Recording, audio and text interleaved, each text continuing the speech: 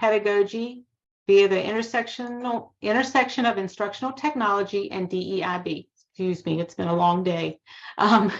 Before we begin, I wanted to cover a few housekeeping items. This session will be recorded. Please leave your cameras and microphones muted through the session. If you have questions, there's a Q&A feature as well as a chat feature. So feel free to put in questions in the chat. We will get to as many of those as we can. And it is my pleasure to introduce our speaker today, Amy Kuntz. Amy is an instructional designer in teaching and learning with technology at Penn State and an adjunct instructor at Northampton Community College. She supports TLT's efforts to advance the university's strategic priorities around teaching and learning by leading the university-wide Faculty Fellows Program and Faculty Engagement Awards. She also co-facilitates a university-wide learning design community, works on large strategic pedagogical redesign projects for the university, and conducts faculty engagement around TLT's initiatives, including blended learning and digital fluency. She has expertise in faculty engagement, blended online course design, quality, emerging technologies, and immersive experiences, including augmented reality, virtual reality, and 360 videos. Amy received a Master's of Science in Instructional Technology from Bloomsburg University. She has been an active Quality Matters peer reviewer and adjunct professor teaching for-credit academic courses in both face-to-face and online environments. Welcome, Amy. I will now turn things over to you, and I will turn my camera off, and if you need me, just let me know. Okay, great. Thank you so much. I greatly appreciate it. So hi, everyone. Thank you for your interest in this session.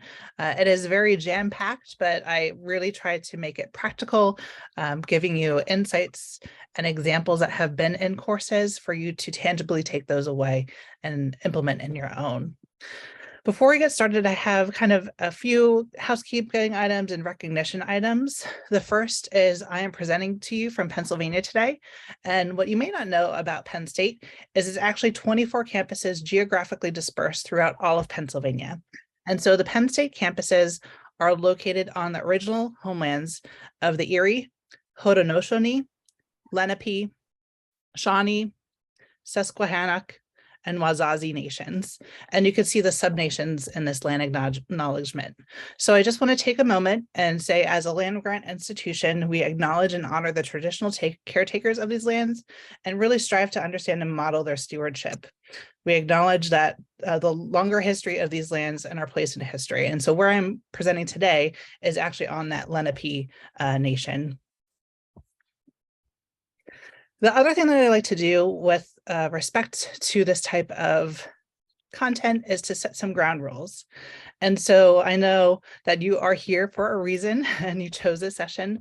And so I really encourage you to have this be a brave space, be open-minded, ask questions. We are here to learn from one another. And as part of this is kindness. The next thing is to have I statements and not you statements. So we're not going to be talking about anything too controversial in the session, but speak from your own experiences and realize that it might be different from others. So I'll say, I experienced this, or I have done this, not, oh, you have experienced it, because we don't want to place that information to someone else. The next is to step up or step back. So I am an introvert by nature. And so I really try to be dynamic during sessions, and even ones that I attend, I'm saying, am I participating? Am I stepping up to provide some insight or perspective? And the inverse is true. If you're an extrovert and you tend to be giving a lot of great advice, say, hey, should I just pause for a moment to see if someone else wants to take a turn? 3 more is confidentiality. So everything that I'm going to share today, the examples, I have permission.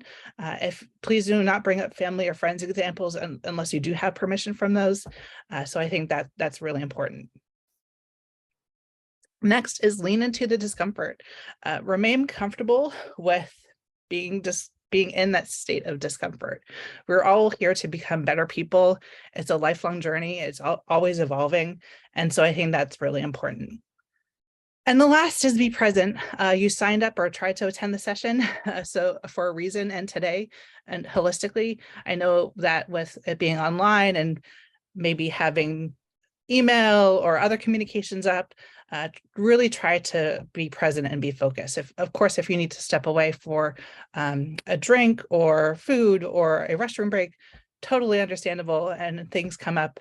Even this morning, unfortunately, couldn't attend 2 of the sessions because of a work emergency. And the last that I really like to do is what's learned here leaves here. We want to take this great work, not just this session, but all of today, and tell our colleagues about it and get the word out there. So I highly encourage you to do that. Our goals for today include that by the end of the session, you should be able to explain key strategies of creating an inclusive environment. Then we're going to be talking about how to have instructional technologies to apply those strategies within core settings. In addition, one of those includes an anonymous student feedback mechanism to elicit feedback as part of our continual improvement processes as faculty members. And then another one is to utilize image repositories, name generators, and open educational resources to incorporate more diverse imagery and representation in our course materials. So let's dive right in. This will be an interactive session, so we'll be having some polls, chat. We'll actually be into breakout groups where you could get to work together. And so I just want to preface that so you are prepared when the time comes. Making sure that everyone has the same background, we are going to be talking a little bit about definitions holistically, and then about inclusive pedagogy, and just to make sure that everyone is on that same page. Identity. This is how we identify or are identified by others. So some of these we show, some of these we don't. You might look at me and say, oh, I could kind of guess her age. You could kind of see some of my gray hair. You might perceive my gender, religion, sexual orientation, race, and socioeconomic background. But from that, you might not know that while I do have some gray hair, I'm an early grayer, but I am an older first-time mom. I have a 4-year-old. So I think that's important. Also about me, you might say I might be upper middle class or something like that. While I am now middle class, I come from a very blue collar background and low incomes holistically from my family. So you can't assume anything. I think that's most important. And that's been in many sessions today. So how does this relate to teaching and learning? I want to go over one more example and then show how it impacts from teaching. So the diversity wheel at Johns Hopkins University, and I'm going to actually post this resource in the chat. I'm not going to post all of the resources in the chat because it would be a lot of links, but please know I'm going to have a resource guide after today that has all this information. And so for the diversity wheel, it takes kind of those same items that I talked about and broadens it. Some things that are part of our identity can be our education. It could be our political beliefs, our work experience. When you started work, what did you do? I started work at an early age, so I appreciate not having to do certain aspects anymore with the work that I did have. And all of these, if we think about our students and our peers, really reflect their viewpoint of education. And so this next slide, I know it's tiny, is the iceberg concept of culture. And I'm going to put this in the chat. It actually is from PBS. And if we think of our students and their identities, there's some surface cultural items that we see of how they might dress, what music they're into, language, etc. But there also is all this under the surface deep cultural impacts. And some of these include their social interaction with peers and with professors, their attitudes towards elders, their preference for competition or cooperation, And so I think that's important as well. And then lastly, problem solving. And so all of these, we have to think about our students and how that impacts group work, how that impacts our dynamics with them, and much, much more. So with that, I want to have you kind of pause for a moment and reflect and think about what aspects of identity are most important to you.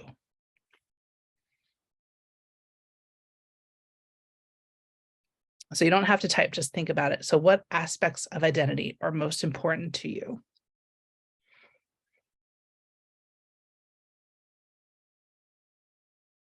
Now that you have some of those, think about, do you think your students know that part of identity of you? Have you communicated that if it's not at that surface level?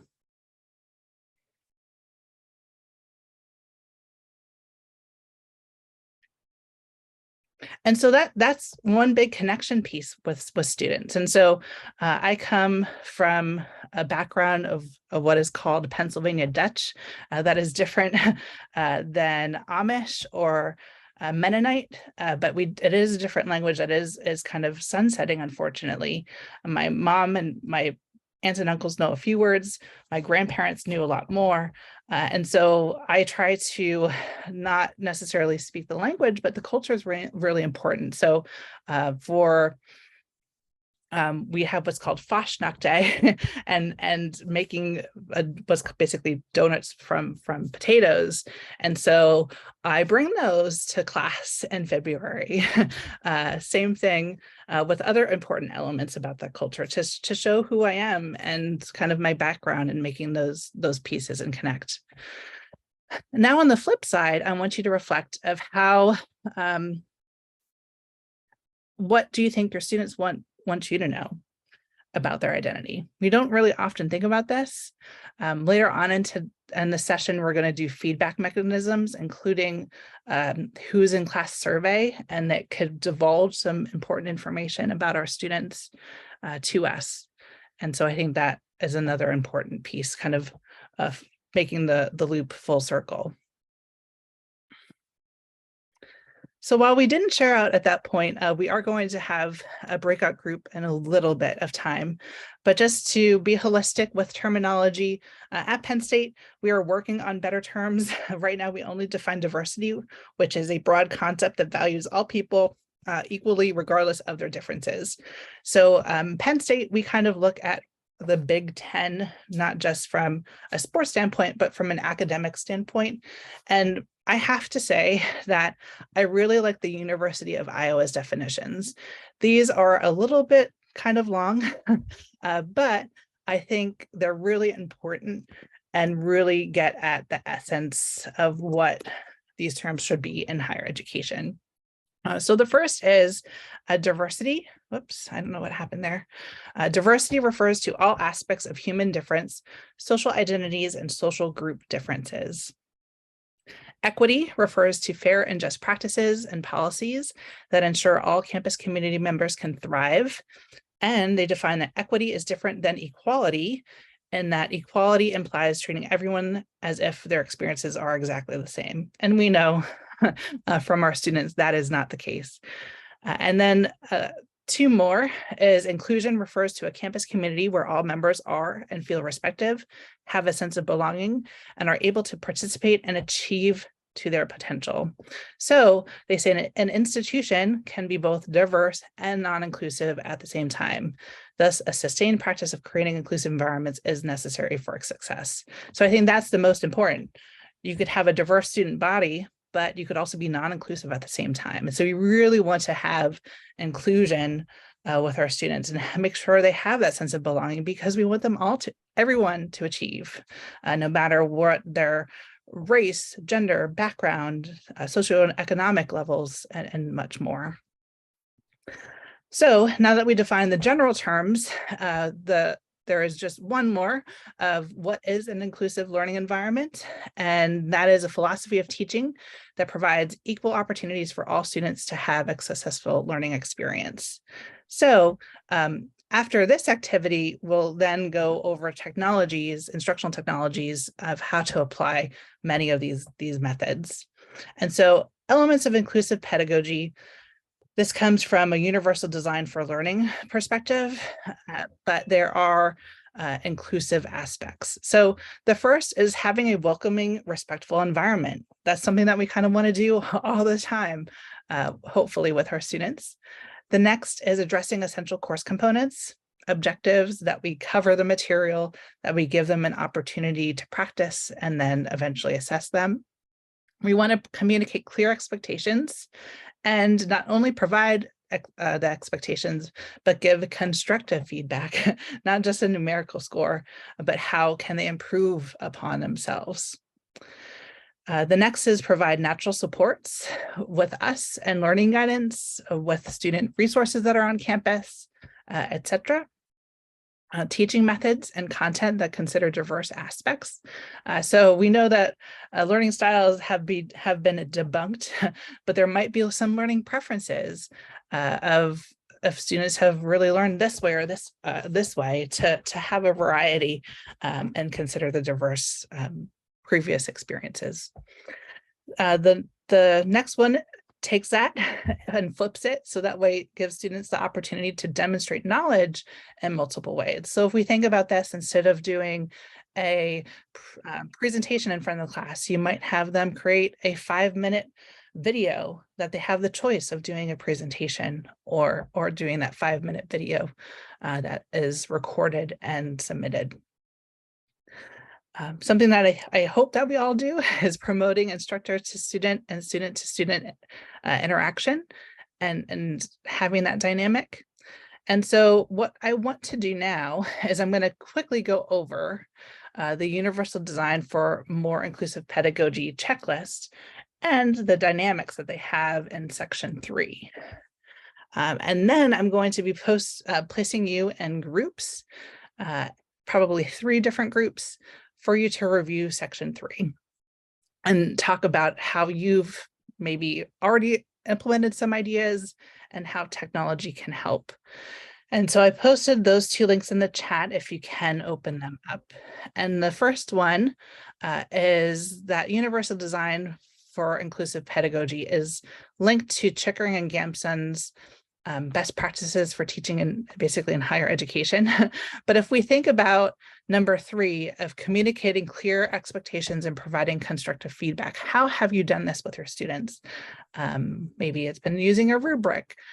Maybe it's been having a cluster of commonly used feedback that you kind of copy and paste. So those are just 2 examples. So in about 1 minute after I go through the directions, you'll be placed into breakout groups. And I guess people don't like breakout groups. I swear this is great to learn one another. If you don't want to share, that is okay.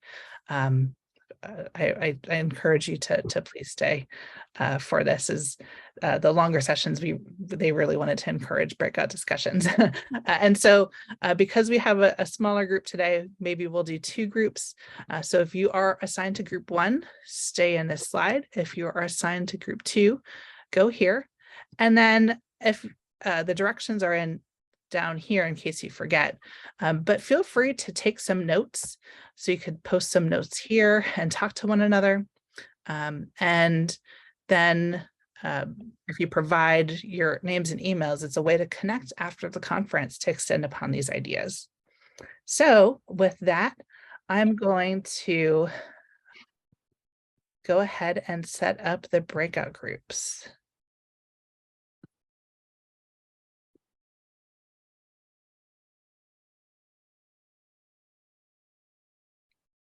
So now I'm going to open them. It says that you should be able to join a particular room. If you press join, you'll be into that breakout group to talk to one another.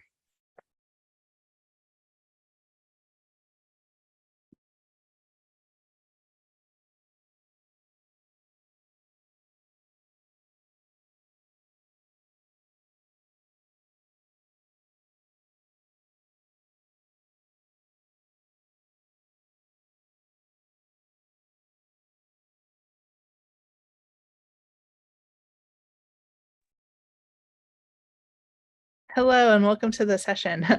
We are doing a group activity right now.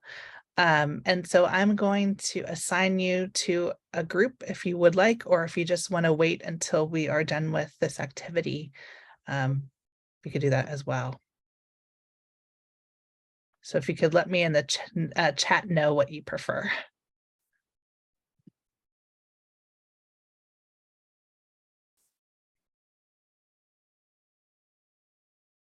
So hi, Laura. Thanks so much for coming. We are in the midst of an activity right now with group members. And so I can assign you to a group so you could participate in that activity, or you could wait until we are done with this activity and moving back to the content. So if you could let me know via chat, I'm more than happy to do so, whatever you prefer.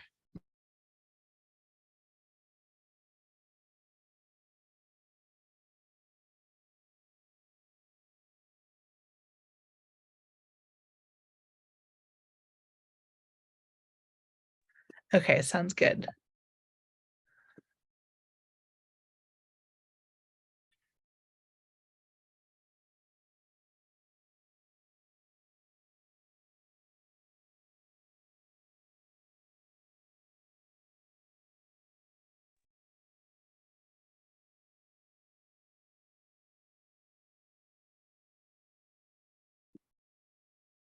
Hi, Phil and Katie. Thanks so much for joining the session.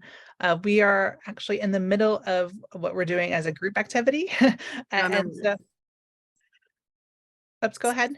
Oh, I was just going to say, I'll just kind of lurk until people come back, if that's okay. I just left another meeting, so. No, that's okay. But I would love to see what happens next. Perfect. And so I just put in chat in case you wanted to follow along. We just went over the universal design for a more inclusive pedagogy checklist, the broad categories. And so I wanted to make sure you have that in case you wanted to read that while they're doing Yeah, I'll the do activity. That. Thank you so much. Yeah, of course.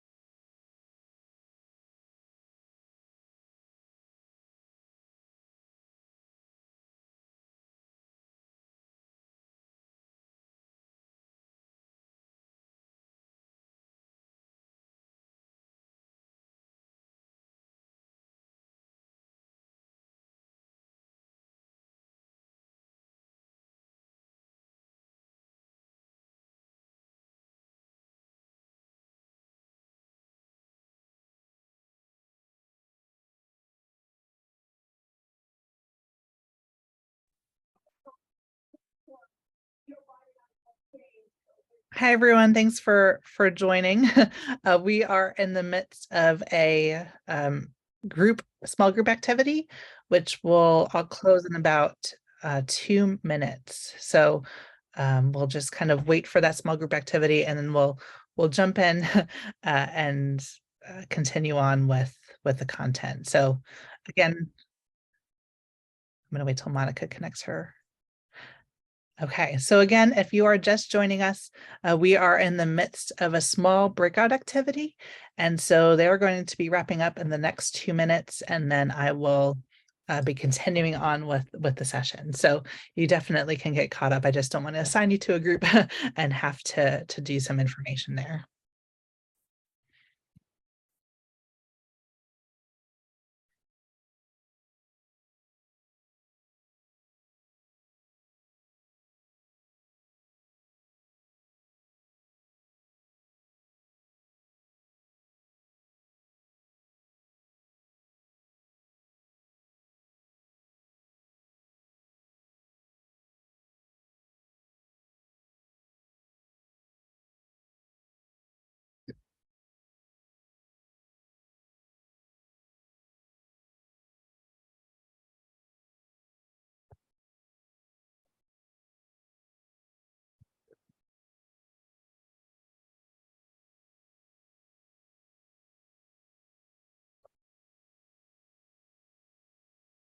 Hi, everyone.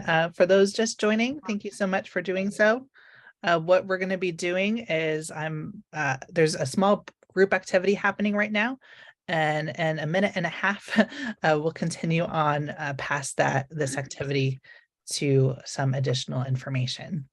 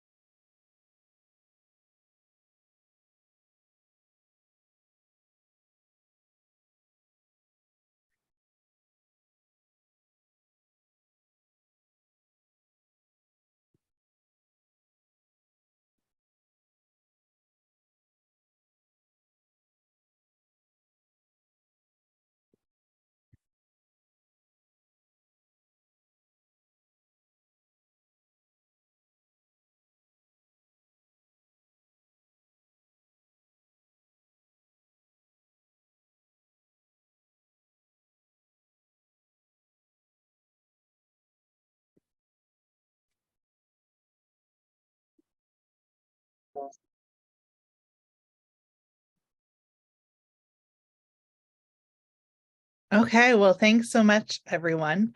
I greatly appreciate the small group dynamics and the collaborative note taking. So we will have one more activity like this towards the end of the session. And that way you can connect with others if you did take the opportunity to write your name. Does anybody want to share what they discussed? If not, then we'll continue on, but I do want to invite that opportunity.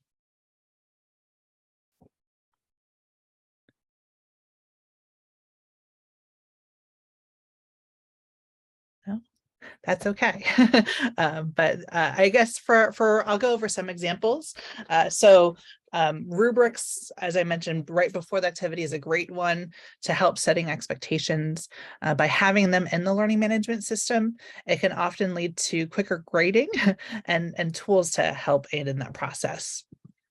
So now we're going to be moving on to one more term, but then diving into practical examples. And so the concept of cultural humility is that we don't need to be experts on all cultures, ethnicities, ideologies, and personalities, that we really commit to a lifelong learning and critical self-reflection and continual transformation. So this example on the right is kind of that infinity symbol, and you can see that they're running on this, but there is no end.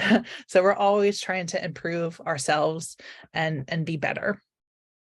So if you are wondering where you could go for more inclusive pedagogy resources outside of today, the Association for Colleges has an equitable crosswalk.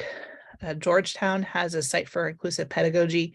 And again, these resources will be in the follow-up guide, which I will share with you towards the end of the session. University of Colorado Boulder has a lot of inclusive pedagogy. They actually offer webinars that are free to everyone, not just their institution, but beyond.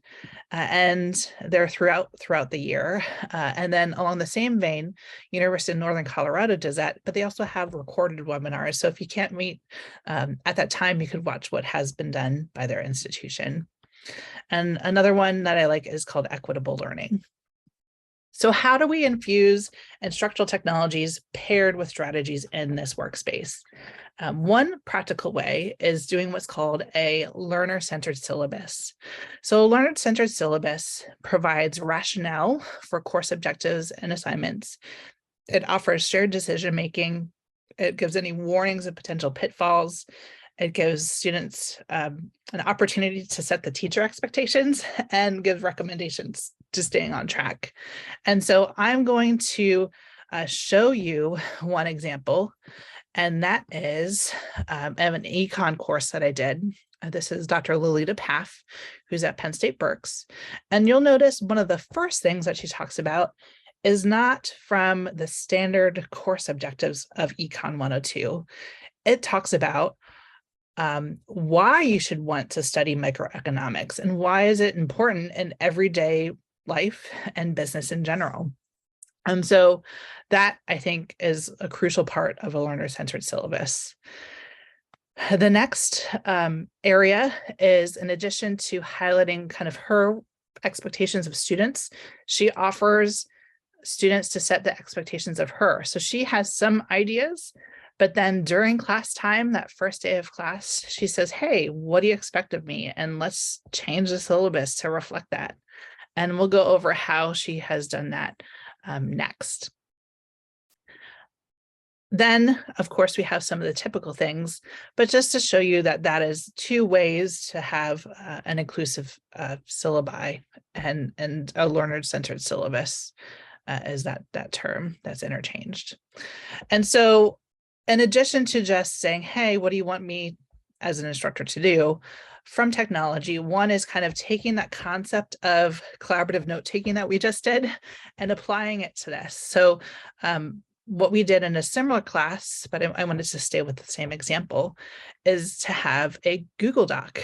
And we did this for an online class and they had to come throughout the week and kind of add +1 with Google Docs. You could see if someone comes in, they might be anonymous, but you could see if they added a whole bunch of +1s in a particular area to skew the results and say, hey, no, you're only supposed to add a maximum of 1.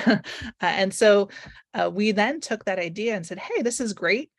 Let's apply it to a live in-person class. And so even for in-person classes, it allows some introverts to kind of speak up about their perspectives of the responsibility for teaching. And so that's really useful. And so that is one technology. And if you are unfamiliar with Google Docs, if you go to search just Google Docs, you could log in. And then from there, I will actually just do this. And then from there, you have a whole area in online storage space, and you can actually create a new blank document and have that live up there. This is very similar to if your institution has Microsoft Office 365 online, it's that same concept. It's just which brand do you want to go with? Along the same similar vein, we're going to be doing an activity called Google Jamboards, which is kind of like an online sticky note to do that same concept. And so this is actually from my own course. I've taught online synchronously through Zoom. I've taught in person, online asynchronously, and I've done this in all of those methods. So I say, hey, what do you expect of me as a good faculty member. And so they'll go ahead and put some sticky notes in real time, and I would address them. So for example, being funny, I say, I'm not really the funny one. My husband is, but I try to be funny. And this is how, is trying to say corny jokes here and there. I use what is called Bitmojis, which is character representations of myself throughout the slide decks that I have. Another thing that I address is treating students like human beings and not machines, respecting our schedules outside of class and work and family. So I have flexible due dates, and I say, I try to have the due date so you stay on pace, but you can submit work late for up to a week, no questions asked, knowing that things happen. And so by getting their insights and addressing them in real time, if it is a synchronous course, that way it kind of sets up that rapport, which has led to greater connections. So now I want you all to experience a Google Jamboard. So this is going to be anonymous. You won't be able to see what you're doing or what you're writing. But after I put this in the chat, I want you to think about what makes a good, I think I changed this to faculty member last minute. And so what do you think makes a good faculty member? And I'm going to put this in the chat for everyone to go to. So if you go to this Google Jamboard, you will see people start appearing. We have Anonymous Liger joined. And then from here, if you want to contribute, all you have to do is the fourth button down on the left is a little sticky note and say whatever you want.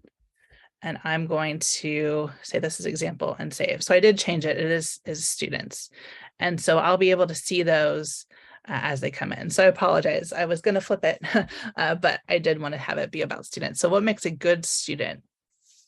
And so as those come in, I'm going to move these over because it always puts it in the upper left-hand corner.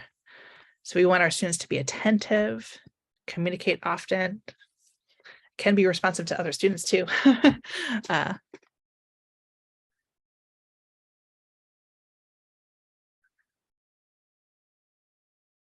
Make connections to life. Great. And so you could see that the nice thing about this is, again, it's anonymous. It's getting people to contribute and that part of active learning. So willing to work, willing to try, willing to fail is part of learning. Great. Respect is very important. Asking questions. Yeah. Being primarily responsible for their learnings. Wonderful. Great. Thanks so much for that. So one caveat to Google Jamboard, I have to say, is that you could have up to 50 people in here at once. So if you have a larger course beyond that, there are similar but different tools, or you could say, we're going to start this during class, but continue it throughout the week. So please add others that way. And so the ongoing document that I have for everyone as a follow-up, I'm going to have this link so that way you could continue on. So the one person privately asked, can we see what that document is going to look like? So I'm going to have the slides from today's presentation, and this is what the resource guide is going to be. So it's going to have the Google Jamboard activity that we just did. It's going to have the collaborative notes document that we did as the breakout, and then all of the different links that I talked about as far as definitions, inclusive pedagogy.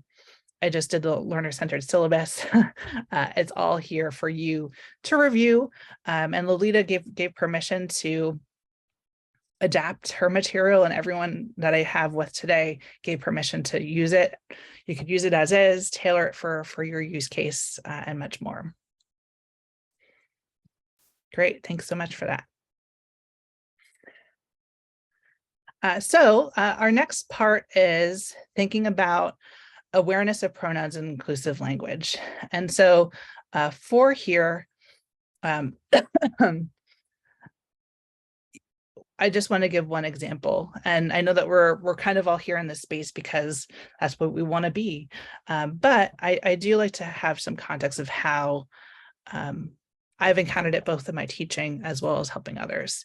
So pronouns, whenever I am in a Zoom session, even today, I make sure I list my pronouns. And you might be saying, okay, well, why?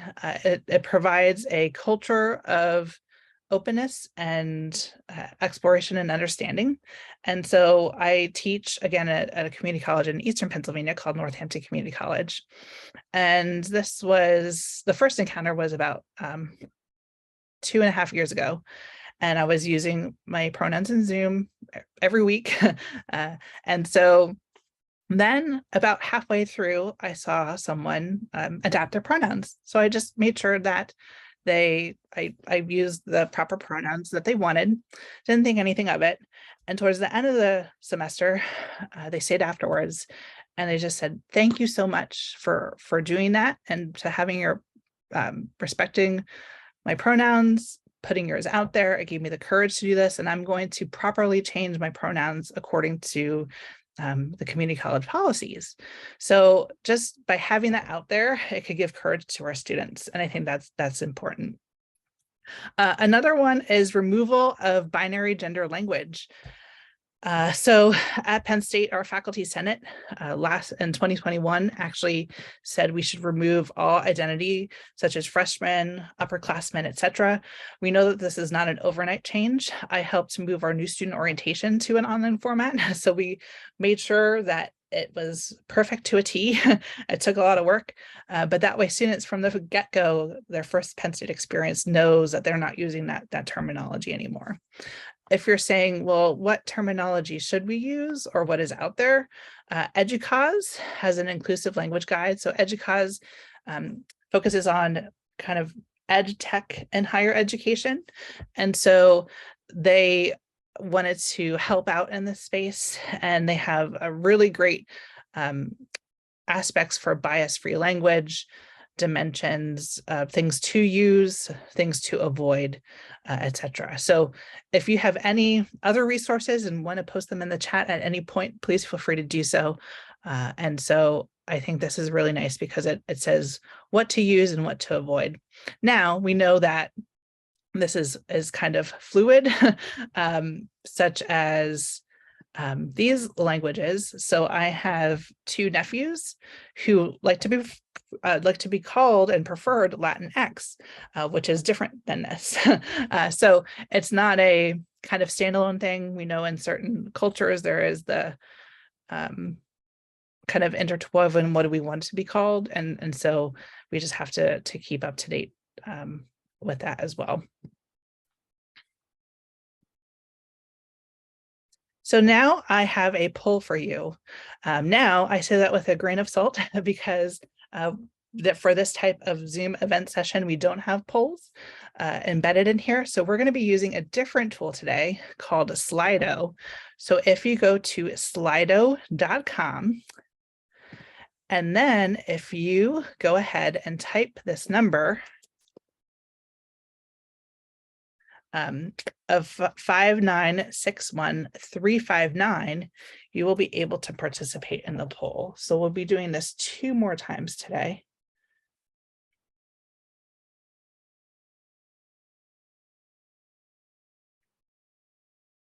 So if you go to slido.com, even on your computer or even on your phone, and you enter the numbers, great, thank you. It'll be 5961359.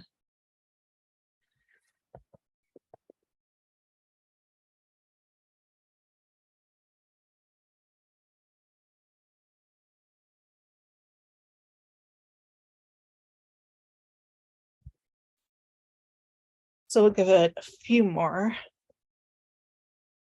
seconds for everyone to participate.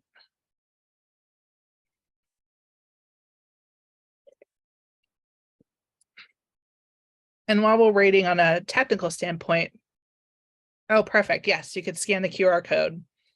So a shout out for this tool. I know there's lots of polling tools out there, but if you have any conference presentations This is free up to 100 participants and 3 questions during a session. So I like it from that perspective. Okay, so I think we are now concluded, and you can see that we have yes, both, no, in the learning management system, such as Canvas or Desire to Learn or Moodle, and yes, through video conferencing systems such as Zoom, etc. And 2, this might be dependent upon your institution if they have that available or not. So if you haven't, I really encourage you to do so. Again, that culture of sharing. So if you share and others share, it kind of sets up that opportunity to share if people are willing and wanting to do so.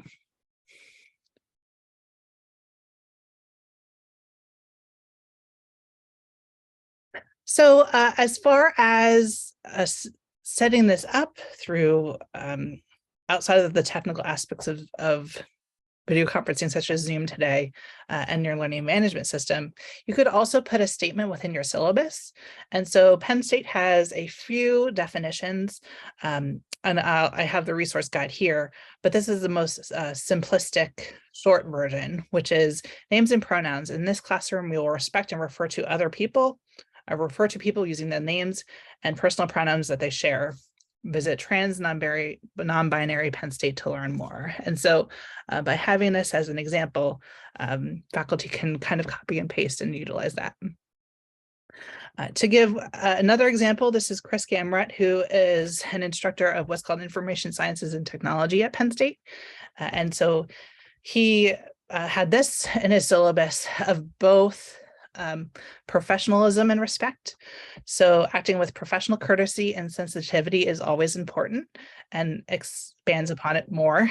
And this is an example, and he gave me permission to share, is that we have that continual involvement. So he put preferred names and pronouns. Class professors are provided to the instructor with a student's legal name. I will gladly honor your request to address you by an alternate name or gender pronoun. And so we know now that preferred names is not the ideal term, and just change it to names and pronouns. It's not someone's preferred name, it is their name. And I think that is really important. And so my example that I've done, and again, this is in the slides, feel free to use it and change it however you wish. So as my role instructor, I try to create a safe and welcoming environment. And I list the ways that I do this. So for names and pronouns, I say if you want to use ones that differ from your official records, email me. I also then indicate where they could change it if they want to change it from their official records at Northampton Community College. Another way to check name pronunciation or include the pronouns is to utilize ways where we know how to say things phonetically. So you could have them write it out phonetically in real time. If you're in class, of course, saying, hey, let's go around the room and say your name.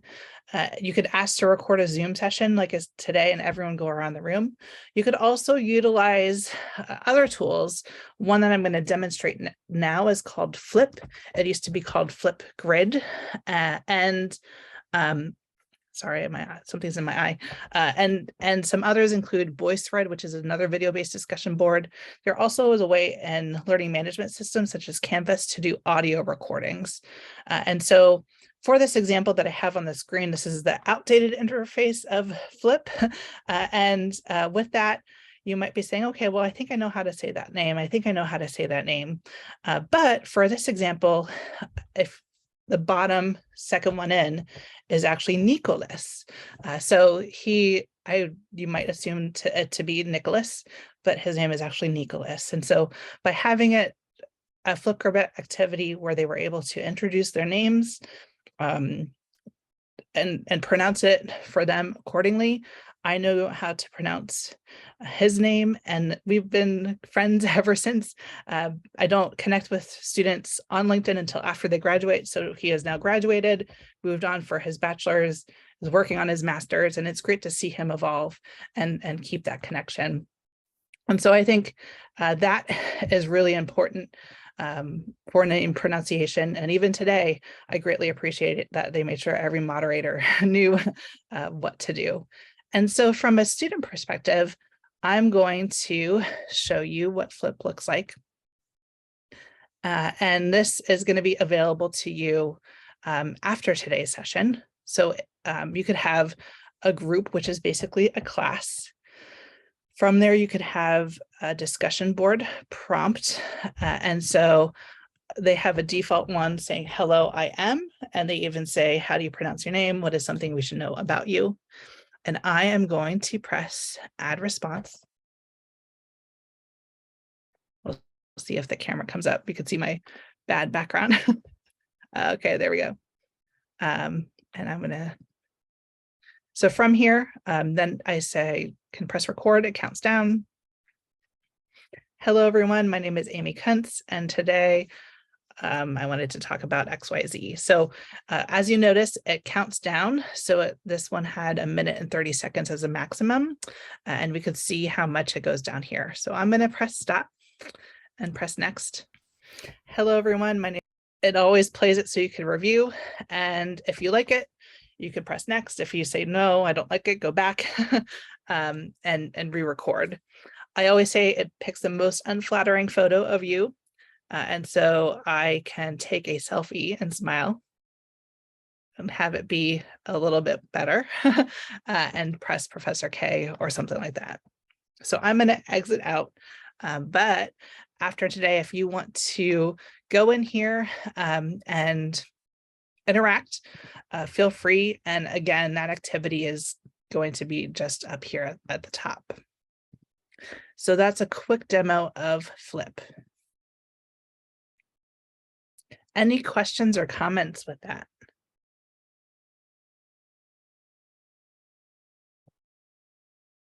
Okay. The next thing that we are talking about for a practical example is inviting feedback from a DEI perspective. And so you might have end of semester instructor evaluations, but if you are saying, how am I going to pull my students to say, is this effective? Am I making changes in my courses that are meaningful to students to get their sense of belonging? So some aspects to consider is, while planning the course, what questions do you want to be answered? What tool are you going to use, and when and how often are you going to collect them? We'll go over some examples of questions to include or what to do next. Then during the class or the course, you want to collect the data and analyze and actually have it be actionable and do it. So if you collect data but don't do anything, there has been research to show that it's even negatively impact. But if you say, hey, this is what I've done based upon your feedback, thank you so much, it's shown greater improvement. Local research here at Penn State, we did this for just a mid-semester evaluation, not tied to DEI, and students, when a faculty member acted on that mid-semester evaluation, not only did they get better end of semester evaluations, higher participation rates, but even more open-ended feedback on the end of semester evaluation. So I think just that in itself shows meaningful impact for sure. And then after the course, if there's something that couldn't be changed during the semester, do it for the next subsequent course. And so I have a question for you again in Slido is, do you collect student feedback outside of the course end of semester evaluation? So people have been already participating, but I'll give it another few seconds.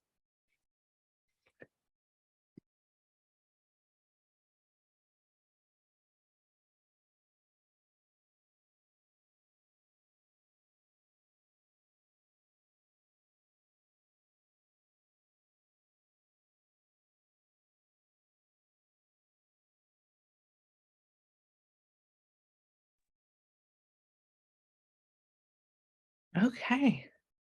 We have a nice variety. So either yes or no, but thinking about it. So I greatly appreciate your participation in that poll.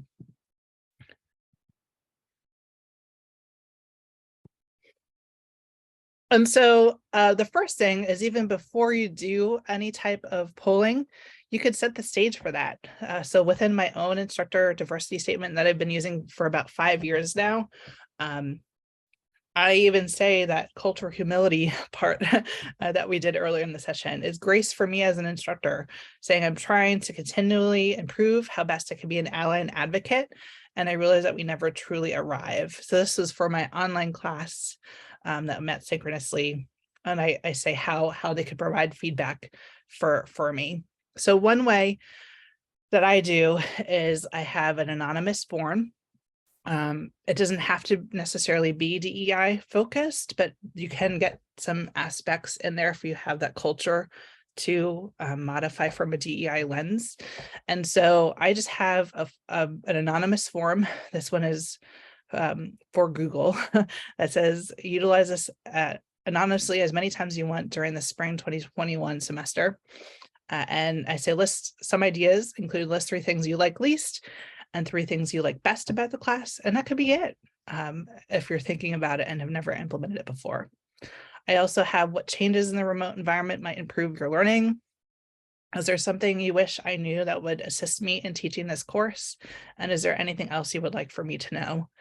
And so that it's really nice to have students who might not reach out via email to tell me something, but they say kind of generally something that's impacting them and how it affects their course.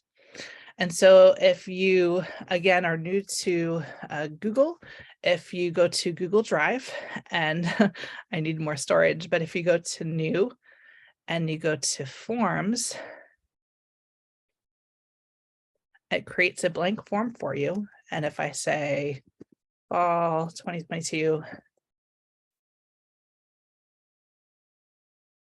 you just give it a title. And then from there, it automatically populates, and then you can just create your questions here. So similar to your learning management system, there's multiple choice questions, or you could do a simplistic short answer one and have it be anonymous and just give that prompt of what they should answer here. And then from there, all you have to do is press send, and then you collect the responses by coming back here and clicking the responses tab.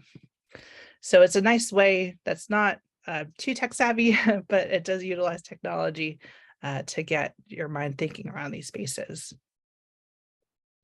And I apologize with my eye, it keeps watering. So when we do the breakout group, maybe I'll quickly step away to take that a little bit further. And so some other ways for some practices, there is what is called the Who's in Class form. This is from Lafayette, which is in Eastern Pennsylvania and Easton, PA, where the Crayola factory is. And so if you go to the Who's in Class form, there's both their journal and their particular website. And you could see the types of questions they ask. So they actually have it at the beginning of class, during that first week or even prior. And you can say, do you work on and off campus, the number of hours you work, what's your commute time, what's your age? There's some things about what's your connectivity of the internet at home. Do you use a laptop or a desktop? Can you purchase all the class materials? And if you see that your students have a big hardship and a lot of them can't afford to purchase the textbook that you have, it might have you consider revisiting that. And so you can see there are some other ones that I'm a quiet student, meaning that I re-energizing from having time alone. And you might change your teaching style based upon these questions. So they have this as something that can be adapted for your institution and for you locally, just as your own faculty member. And so I think this is really nice. I can say honestly that I don't do all of these things because I know what I can have it be actionable on and some things that are out of my control as an adjunct faculty member. And so I try to pick what I know I can adjust the course with and do. So again, that'll be in the resources afterwards. The other thing is that Dropbox kind of feel that I had in that other example, or a planned survey such as mid-semester. So I didn't have the questions, but if you have one of how much time are you spending on this course, and your students say, I'm spending about 3 hours, and there should be spending about 9 each week, that could be a conversation to have. You could also ask a question mid-semester if this course is too fast-paced or just right, and kind of quantifiable things of that way. Another one we'll go after this is what's tied to DEI called PERT to Send, and I'll go in a deeper dive for that next. But then from practices to strategies, even if you have a mid-semester survey or other surveys, have participation and encourage it, whether it's in the syllabus, bringing up in class multiple times throughout the semester, explain what you're going to be doing with that information. And kind of what I explained earlier is not just collecting the data, but making it be actionable and doing some changes in your course. So some of the tools, we did the Google form. We talked about kind of Canvas or Moodle or Desire to Learn for LMSs. And the next one that I was hinting at is what's called PERT to Send. PERT to Send is a research-backed survey that focuses on sense of belonging from a diversity, equity, and inclusion belonging lens. It has major categories called belonging uncertainty, identity safety, like do they feel safe coming to class? Do they feel like they're not going to be threatened by other students when it comes to group work, or what their parents would look like? Do they have a sense of belonging and connectedness? And do they feel like it's going to be that they're going to be graded fairly in the course? And so I think this is a really great feature. There is so many links that are available, so I'm only going to do 2, but the rest I will share next. So we're going to be doing this demo, and I'm going to show you what it looks like. Oops. This one. So if what they actually recommend is to do it about 5 times throughout the semester, which is a lot. So I actually probably do it anywhere between 2 or 3 times. I have 4 exams in my course, so I typically do it after the exam. And then I'm going to try to make this a little bit bigger.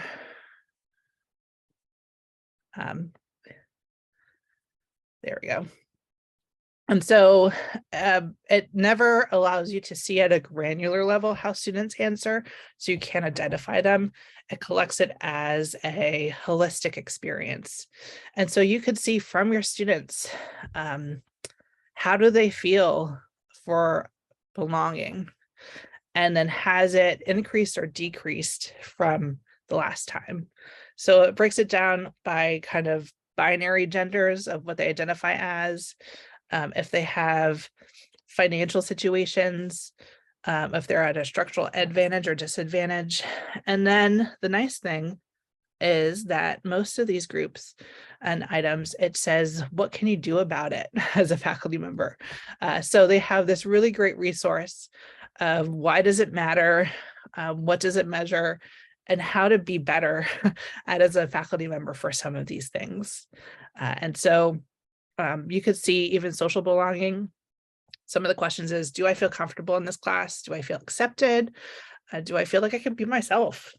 And so do I feel like I belong, or do I feel like I'm not here, that I should quit school altogether? And so having these concepts and seeing how they are throughout the semester can show improvement, or ways that you can improve as an instructor to help them improve as a class overall. Okay. And again, feel free to ask any questions throughout. The one person asked separately to me, where were these resources again, and how much detail and how I've been implementing it. So the resources will be in a guide. I will send, I have a little quick URL to the slides and to the resource document. And For PERTS Ascend, because it's through their kind of external system, I don't get to see all the granular data. And so it's knowing that it's kind of holistic of the student body, that they feel like they know that I'm not gonna know how one particular student responded. Another great question that was posted to everyone: any concerns about ongoing survey fatigue? Yes. So again, PERTS Ascend, they suggest 5, and I thought that was way too much. So depending upon the semester, I do 2 to 3. I also teach a 7-week accelerated course. So that one, I only have it be 2. And so I either do PERTS Ascend or a mid-semester. I don't do kind of both. So during the summer, we get a lot of students that come from Temple University in Philadelphia, or other ones in the region. So that one, I kind of take PERTS Ascend as a break and just do a mid-semester survey. Whereas during the academic year in fall and spring, I kind of set that up. Yeah, so great question. And tailor it for your instance and knowing what your colleagues in colleges are doing. So for this activity, we're going to be doing something different for polling. So we're not going to be doing Slido for this, but if you go to the bottom, you should see the reactions button, and we will be able to see how you answer. So do you currently utilize low cost or open educational resource textbooks within your courses? If you do, press reactions and press yes, the green check mark. In process of adopting, press the blue kind of forward facing arrows. No but interested, press the gray back arrows, and no, press red X. So again, if you press reactions at the bottom, and yes for green check mark, and process of adopting is blue, no but interested is gray, and no as the red X.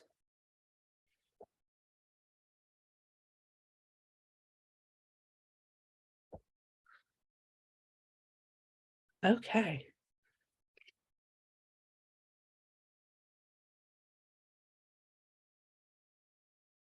So we have I know the check marks and such go away after a few seconds, but it seems like we have a lot for OER and some that are interested or in the process. So really great job. Thanks so much.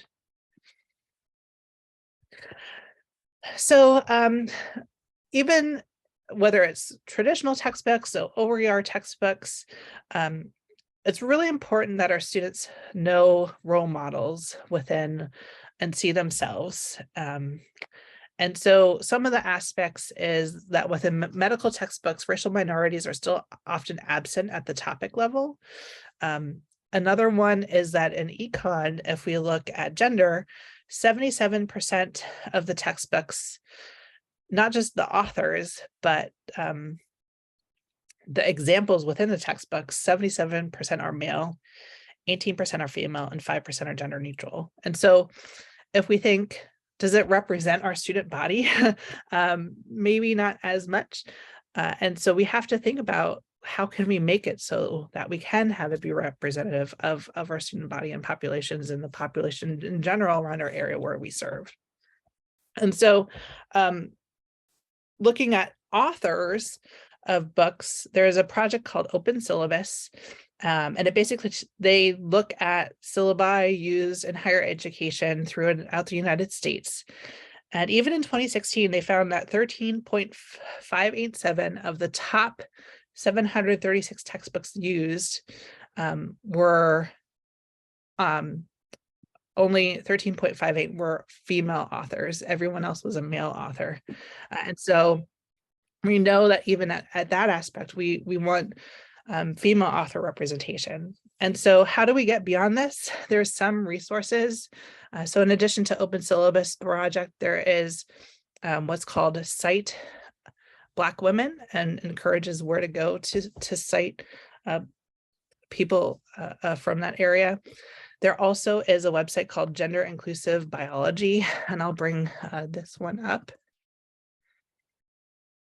And so if we think about biology, they actually have lesson plans, readings for students to help a gender inclusive biology classroom. And so there's a few websites that have where to go and how to incorporate graphics and diagrams and models so it's more inclusive in general. So that way you're not just finding and Googling and searching for things. The other part is talk to your local librarian. They're a great resource. And one that I've used for my class, because I teach an introduction to computers and technology course, is people of color and tech. And so this is always continually updated with new aspects. So Morehouse has a meta university that's opening up. Wells Fargo is investing to support Black businesses. So I try to highlight those aspects within my courses as well.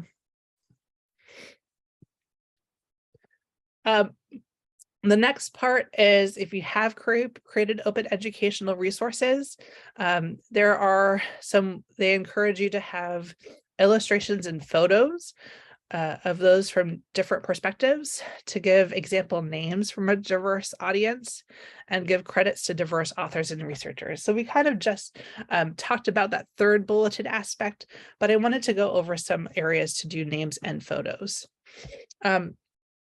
Since it seems like people do not want to have breakout groups, I don't want to encourage this and have people jump off and do that. So unless someone indicates otherwise, I think I'm going to skip the breakout group just because I don't want people to leave because of that activity and not wanting to participate.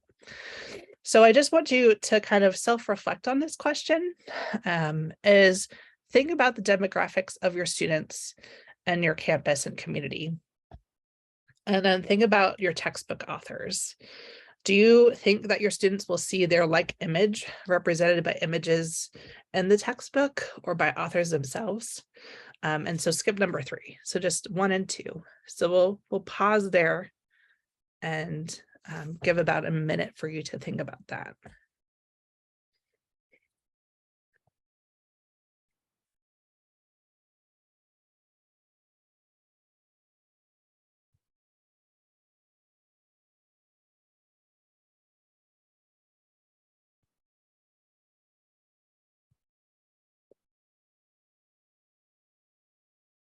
So we'll give it about 30 more seconds to think about that.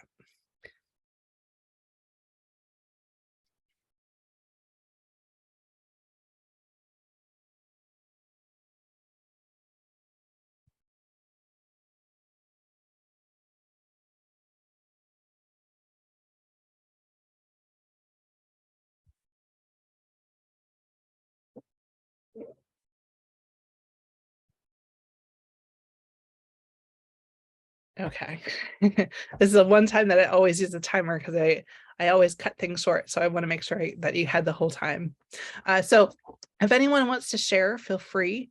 I will talk about my experiences. And so when we're kind of dictated as an adjunct at the community college that I'm at to say, hey, we're using this book. This is what's covered, especially with articulation agreements, knowing that students who might start at Northampton Community College might transfer to another regional institution.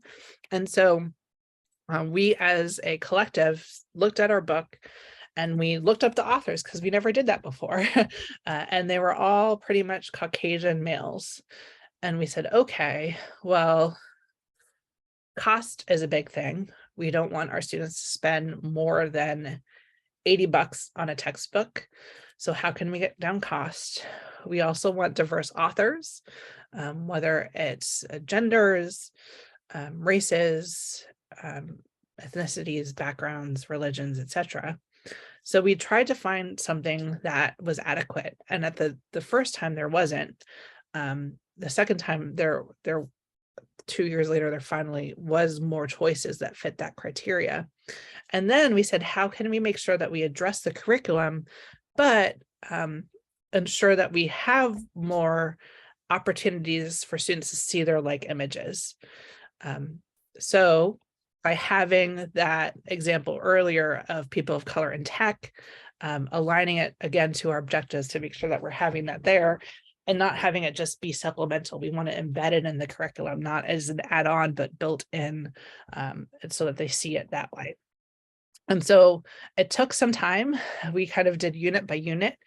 And we still look at it each summer to say, how can we make this be better?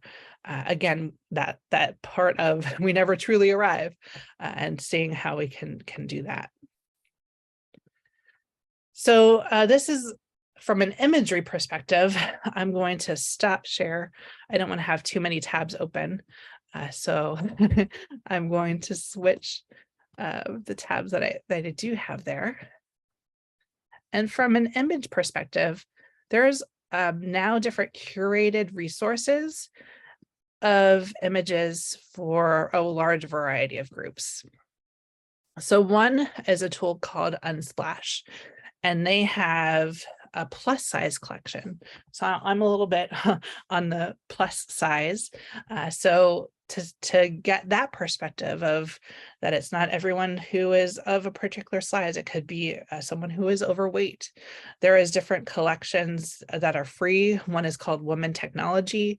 I did list some paid ones here because your institution might have Getty Images or Adobe stock, and they have some that are listed here. But the nice thing is that there's also smaller repositories that don't require logging in. So, for example, this image on the right, I actually utilized in my course, and this one was Zoom based, and I just incorporated a variety of images, and a student stayed on afterwards. This particular class used the Zoom black boxes. So after class, she turned on her camera and she was crying. I was like, what's wrong? It's okay. Like, we'll get you support resources that you need. And she said, I'm not crying because I'm sad. I'm crying because I'm happy. And I remember this. And I had permission. She lifted up her hands, and she's like, this is the first time that I saw myself. So she had the skin condition that's listed on, shown on the screen, which is called vitiligo. And she's like, I've never seen myself represented in an educational setting. She didn't say educational setting, but like in school. And so we see this now more. Different companies are doing it as Target, and they're advertising to have a variety of aspects. But she said it was so impactful to see an example of school that I never did before in my 19-20 years of life. And so I just appreciate that, because it shows that something so simple as one image of someone having vitiligo can have that much of an impact on a student. So I encourage you to think about it from that perspective, and to think about imagery from that. And so these are different other collections. There's a few that focus on those that have a disability. There's ones, again, that terminology of Latinx. My nephews really like that. Others don't. So who knows, it might change, but they have one for a Latinx collection. They also have one for the gender spectrum. So I'm not going to click on all of these. They are in the resource guide, but just to show you, for nappy hands, they have view. Oops. This is not good. Here we go. This link worked. So you can see this is just people who are holding devices, and you could put probably any image on here. So it could be for any piece of content that you have, and to see that connection, and to have that be an example. And so for each of these, you don't have to log in. You kind of just click and download, and you could use within your courses. Disability in is another one. So for this particular one, this focuses on photography and business. This one does have their branding. And so if you like a particular image, such as this one, all you have to do is click on it. And if it doesn't save, if you right click and say save image as, and most of these don't, you don't have to give attribution for Creative Commons. The earlier one, they said use as is. This one, you could use anywhere, but they do have the branding on it. The Jopwell is another one that has the branding on it, but it's not as apparent, so students don't really focus on that. And so I think that's really nice. And then the last one that I'll show you is the gender spectrum, which is actually from Vice magazine. And some of these have it listed by categories. So if you want something for health, you could jump down there. And once you see something that you like, all you have to do is press the download button and download it that way. So once you download it to your computer, you could use it as however you see fit. And then the last part, and again, we'll open it up for questions. I want to be respectful of time, knowing that we have 8 minutes left, is in addition to images, is to think about names. So I have a high Latin population, and so you don't want to pick the stereotypical names in that area, and you don't want to call out particular students. So I really like this fake name generator, and you could say, I want it to be any gender, but you could say, I want it to be of a particular, I want it Hispanic, but in the United States. And then if you click generate, it picks a generated name. But if you're creating use cases that where do they live and what's their phone number, it gives them kind of a whole background. It gives them an address, it gives them an age, a birthday, an occupation, and weight. So that way you can create a story around this person, and you don't have to say, well, how did you come up with the name? It was kind of randomly generated. And you could change this to if you have a particular even just American ones, what are some that are out there.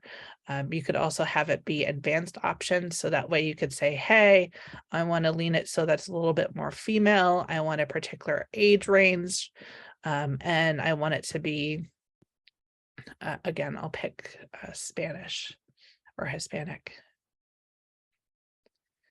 And then from here you could generate. So this is really nice to have when you're creating quiz questions, creating use cases, etc.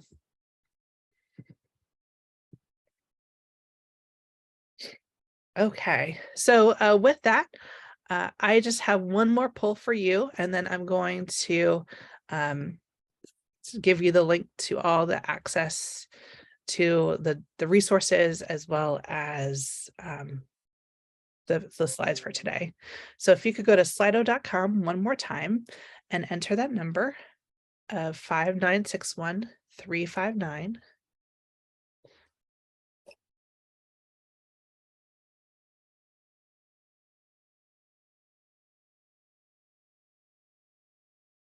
We'll see what people say.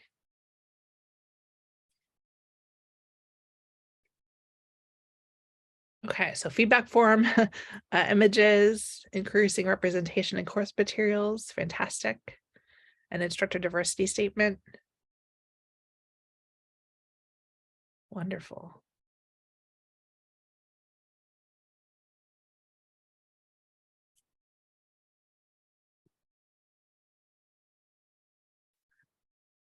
Feedback from images. Okay.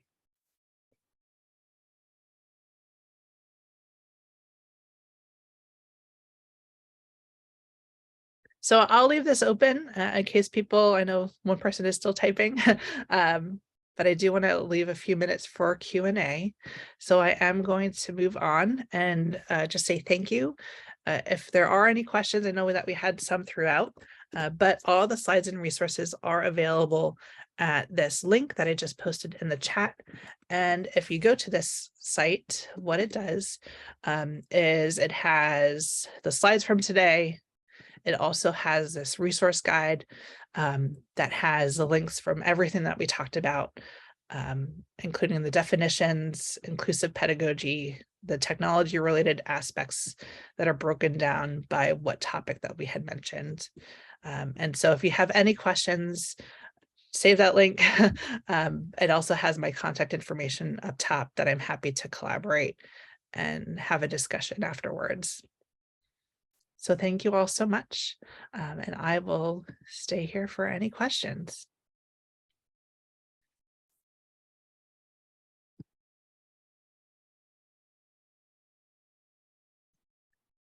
Thank you, Amy. That was great. I appreciate it. Did anybody have any questions for Amy?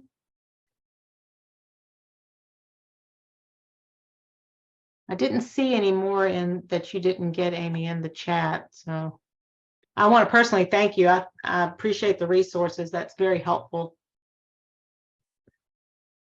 Okay, so with the FlipGrid type intros, how do you accommodate students who can't or don't want to be on video audio? There is a way to enable that. And so I will log in right here and show you.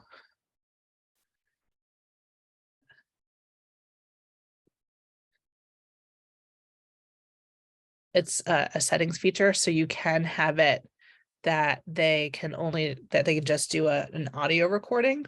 If they don't want to be on video, that they can talk, but if they don't want to, there is a way to have a text-based answer.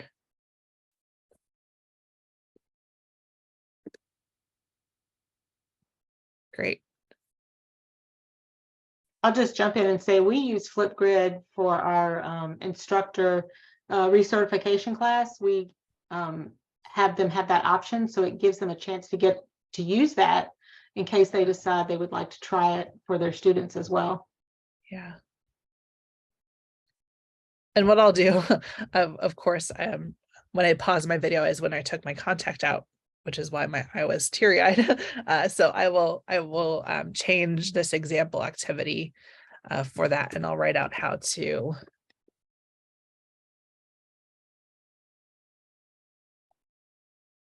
I'll add that to my to-do list in this area. So more to come.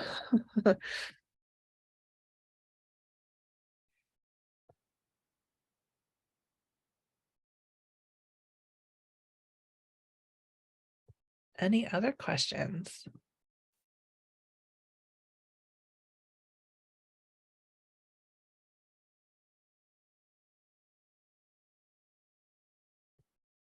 Okay, well, it is at 3:59. So I want to be mindful of everyone's time.